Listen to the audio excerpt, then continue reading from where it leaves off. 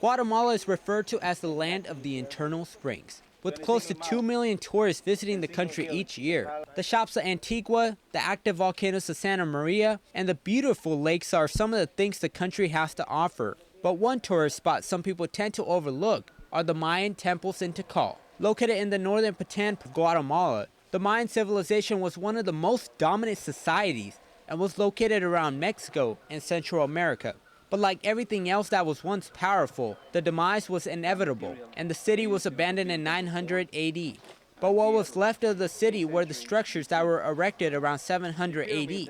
Tikal National Park contains more than 3,000 structures, but the biggest attraction here are the temples. The most popular temples are the Temple of the Great Jaguar, which stands at 144 feet high, facing west, and the Temple of the Mask, which stands at 122 feet. But the temple looking down on all the others, including the rainforest, is Temple number 4. This gorgeous temple is 212 feet high, and we had to use the wooden stairs to reach the top. While some people come to admire and walk up the temples, my friend and I had a different idea. All right, guys, we couldn't climb up temple number 4, but we're gonna try to climb the temple number 49. It's gonna be me versus William Camargo over there, and let's see who's gonna win this race. Racing 72 feet up the temple while under the weather with the sore throat seems like an ideal situation, right? With the tourists looking at our ridiculous attempt, both of us have a great start. Before I can make it to the 5th step, I lose my mic, which slows me down, and William goes speeding up the hill, and I need a miracle to win, and I receive one.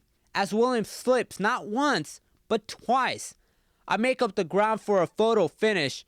On the top, William and I share our thoughts on the race. You know, some of the steps are somewhat slippery.